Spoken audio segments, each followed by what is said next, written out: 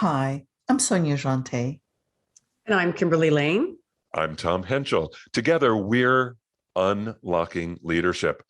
We're three experienced executive coaches with very different disciplines. In each episode, we take a question from a client and we provide key insights to address their challenges from our three different perspectives. It's a holistic approach to understand challenges and opportunities, and we are going to just dive right in. So here we go. Today, our question is from Orlando, from Karina. And Karina wrote, I love this. Here we go. Karina wrote, why are companies investing in executive coaching? Is it because leaders today are less prepared for their role? Sonia, why don't you go first? What do you think? Well, Karina, thank you for the question. And I think I'm going to give you a little bit of perspective. It's not that they're less prepared for their roles today. I think that there's like four factors that go into why companies are hiring coaches today. And I'll give you a little bit of insight into each one of them and then let Tom and Kimberly weigh in. So the first one is the environment and the conditions under which leaders need to lead today. It is way more complex than it was even 5 years ago, 10 years ago. So the nature of the complexity does bring into the equation having the opportunity to have a thought partner that can give them some ideas, some tools, some knowledge. The second thing is the generation of leaders that are now moving into senior roles grew up in a situation and a circumstance that made them curious to get insight about themselves. So they're way more receptive to self-awareness tools, to assessments, to learning about themselves. So they are on the path to growing their learning agility. The third equation is the people that they're actually leading. The generation of people that are working on their teams grew up very much connected to the internet, to information. And so they long for having a greater connection, a greater participation with leaders. And so I think that that's a whole other set of tools that are required for leaders that they may not get in their normal training in the different disciplines that they might have been involved with. And they might not have gotten mentored by their leaders to do that because they might have been from a different generation. The last thing that I would say is what has happened in the last 2 years or 20 months for us. And that is we're living in unprecedented change. And so I think that as a result of this unprecedented change, many leaders and many companies realize, again, that thought partnership with a coach is going to be helpful to be able to provide different options. Because if you take Tom, Kimberly, and myself, we have lived through many different times in the course of the business that has been going on for at least this, in the last 30 years. And so we can look at some of the different things that we learned and we can apply it and provide that perspective to working with leaders. So it's really an investment that organizations are making, and they're responding to the conditions under which their leaders are working with. So I'll stop there.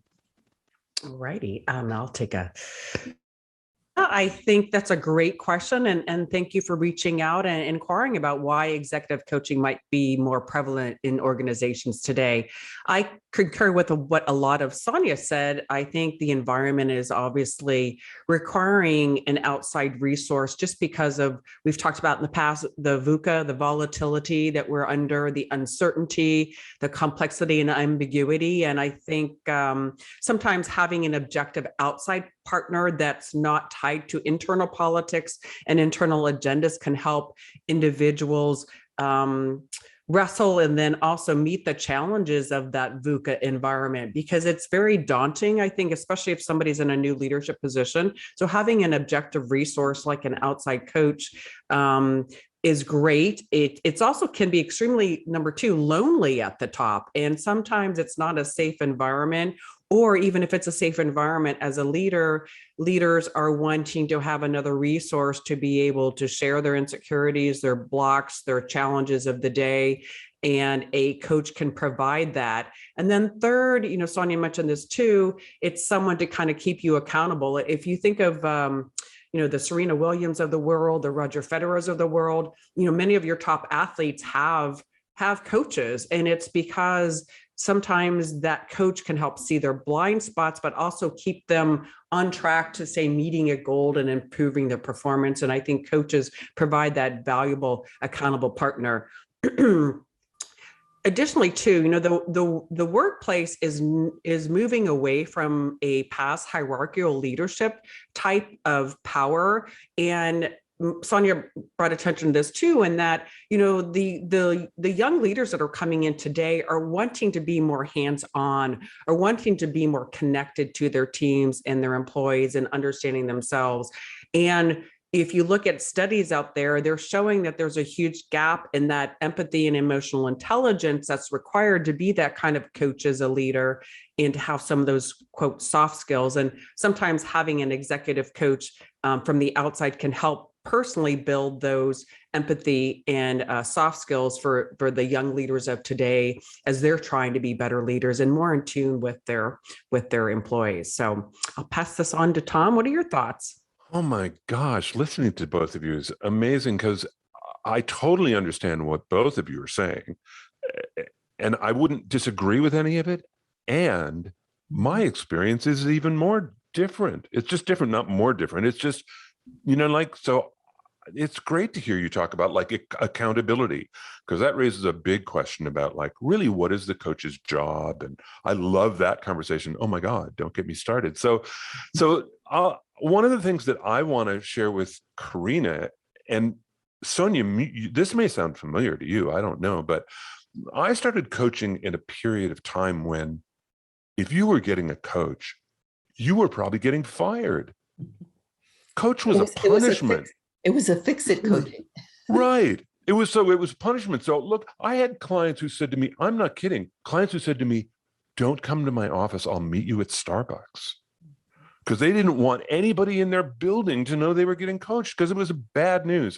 So I think quite the opposite has been proven to be true. And I'm so glad to have lived that whole arc, which is now coaching is a reward, right? Coaching is a perk.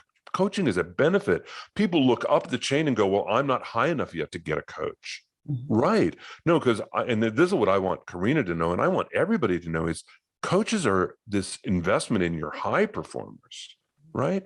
So they help your company be better. And I just want to say that I was part of a group of people where we fought so hard against these big companies that pulled us in again, long time ago, when coaching was still new and they wanted us to be fix-it people. Mm-hmm. And the arguments that we had with them, not arguments, but trying to educate them and move them to say, no, that's not how we think of our work. Of course, we still had to do the hatchet work, and we were doing that, but we were really trying hard to change our minds. And I think that argument is pretty much over, and I'm glad. I think now people understand that coaching's an investment. So yay. It's a huge perk. It's a huge benefit. Great point, Tom. Yeah, definitely. My gosh, I mean, would all of us love to have a coach or, a buddy partner? I mean, in any area of your life, including work, right? So I think having just that other voice to help you, to bounce off ideas, to support you on what your challenges are, and to have kind of someone to keep you accountable to meet your goals and celebrate in that reward as well. I mean, that's pretty powerful. Or one of the things that I am aware of, people tell me this, that often there is no one else in their life who listens to them the way I listen to them. And partly I've been working on my listening skills a long time, and they're a pleasure for me. They used to be harder for me. But again, I think that's something that a coach does in addition to accountability, is I think people get listened to, and so they value their coaches, which is often why they want to pass it on and go, I've got someone I want you to work with, because they care about that person too, right? It's not a punishment. Yeah. But I'm sorry, one quick thing, you stimulated some thought, but and I think also too, along having someone listen to you, it's that safe space. I mean, you could tell your coach anything. It's held in confidential, the highest level of confidentiality. So you can share your insecurities, goofball things you want to work on or not, things that can help you not only as a professional, but also in your personal relationship. It's not divided. They're not mutually exclusive. Whatever you work on with your coach not only helps you in your professional environment, but your personal, but just having that safe place, that confidant who gets to really, really know you and help guide you in the right direction, I think we all could use it, right? So Sonia, I'm sorry, I didn't interrupt you. Yeah, no, the other thing that I would say that is a benefit that, again, I think organizations want to provide to their leaders is, as coaches, we have coached in so many different environments under so many different conditions, a variety of leaders. So we have like a ready-made set of knowledge that as soon as they start presenting some information to us, we can sort of complete the sentences and say, hey, that reminds me of this, and these might be some approaches. And so what happens is something that might have taken them like, an hour to explain to somebody that didn't have that relevant experience can take them 10 minutes. And so the bulk of the session is actually spent on strategies and approaches to dealing with and resolving it. So I think that there is a big return on their time and on their actions and what they execute. I got to say, though, I think that you, Sonia, I think the three of us think about coaching in a way that is holistic and seated in a lot of experience. Correct. And there's a lot of coaching going on right now that is by very inexperienced younger coaches, which, by the way, I used to be one. It's not that they're doing damage, but they don't necessarily have that experience that you're talking about. They don't necessarily have that frame of reference. Or the fact that both of you talked about thinking about coaching as generational. Mm-hmm. That there's a generation of people who want it. That's really interesting because a lot of those people in that generation are coaches themselves, but they're working for younger companies and they're working at a lower price point and they are not as experienced as the three of us. Mm-hmm. And that's not a knock against them. Like I say, that was how I came up, but there's different kinds of coaching right now. Correct. Well, I also... Go ahead, Sonia. Just to say something about what Tom said, and that is the good news and the bad news is that potentially, so when I remember starting as a coach, I was lucky enough that I had like an organization that the OD person really believed in me and wanted me, helped me understand their culture. And so she felt that I was a good partner to many of the leaders that were coming in, and the organization started acquiring companies. So I was, besides a person that could work well with leaders, I could also be an advocate for the culture and help establish some of the foundations for that. So there were different opportunities that came to me that expanded my breadth of experience. And so I didn't go into one specialty. And so I know that many leaders are like, so what's your specialty? Is it, female leaders? Is it, emotional intelligence? And I believe that there is a place for that, but I think we're living in really complex times. And so we really have to become more holistic over time to really benefit both ourselves and the leaders that we're working with. So I encourage any coach that may be on like what I did is I felt like I, sat at the feet of some of the people that taught me things, because I would go to them and say, I'm running into something, I've never seen it before. How would you handle it? What do you think? And so we established those kinds of relationships so that there was, if you will, that it's like passing on the information from the elders. I think it's helpful and I think it's important. And I think, unfortunately, for the coaching profession, it often operates as like individuals. Everybody's sort of like a lone ranger out there. And we should actually be much more of a group and supporting organization. No, you have a different experience.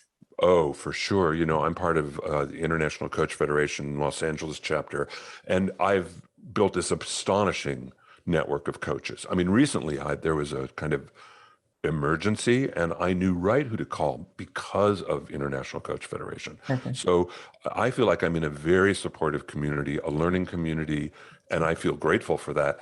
And it's part of what allows me to look and hear these stories about people who are like coaching on Better Up and stuff. And I think, oh, I don't know that I would let you coach my niece. Like, I don't, like, but I understand that you're getting some experience and you're getting your feet wet, but there's some company paying for you. I wouldn't want you as a coach, but okay, like, okay. And so there's that coaching out there too. So it's, No, anyway. and I think every coach had, I think that's what's so beautiful about us working together. We're coaching is a team effort, I believe, because there are clients sometimes where I might not. There might be a certain incidents where I can reach out to you guys and say, hey, this is the way I'm coming at it, but you guys have a different approach. What are some of your thoughts? So we have the power of bringing in the insights of the others in order to help our clients. Karina, the other thing I want to mention too is what's nice about coaching. It can be very goal driven, meaning a lot of my engagements are 6 months, and this has a definitive start, a definitive plan of how often we meet, and a definitive plan of when we're going to end. And there's objectives to how we're going to measure the success at the end. And so that's kind of the beauty of it. It doesn't have to be this ongoing year upon year thing.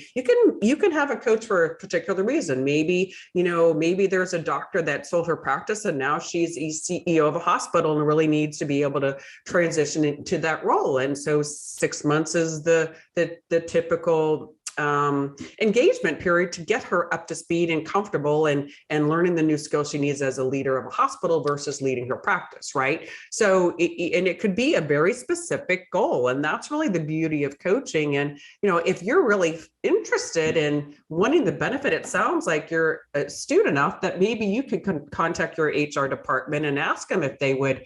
I'm sure they've got coaches on hand that might be a good partner for you. Just food for thought, since you seem to have an interest. Were you going to say something, Tom?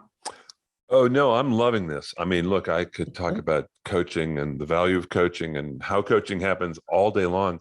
One of the things that I think you raise an interesting point, Kimberly, when you say that it's action-oriented, goal-oriented, you're going to measure success, there's a clear beginning and end. This is not therapy. Or therapy where you go into something that's just kind of open-ended and, and really we're going to like talk about your childhood because we got lots of time because we got years.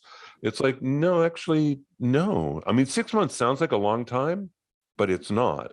And I think it's our job to be good stewards for the organization, right? They say this leader's here, we want her to get over there. We have to make that journey happen in a prescribed amount of time. So again, I think the message to Karina as we close out here is that coaching has a lot of different parts to it, but it is a really well-defined service that is an investment. It is an investment on the company's part. They're not giving it to people who are like failing. I don't think so. Nope, it's definitely an investment to get you to your highest level of leadership, right? Just like us. Yes, for sure. So, well, thank you, Karina from Orlando, for your question today. We hope you, our listeners, whoops, break. Go back to thanks, Karina. Yeah. Just like start from the top. Thank you, Karina from Orlando, for your question today. We hope you, our viewers and listeners, gained new insights on why organizations are investing in executive coaching for their leaders and the key benefits that you can. I'm going to start that one over. Okay.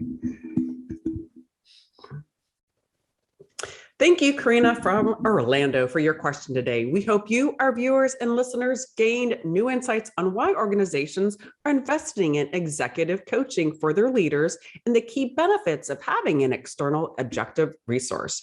To our listeners, if you like the content we shared today, please like this episode and also share and subscribe to our YouTube channel, Unlocking Leadership askthecoaches.com. We look forward to reading your reviews.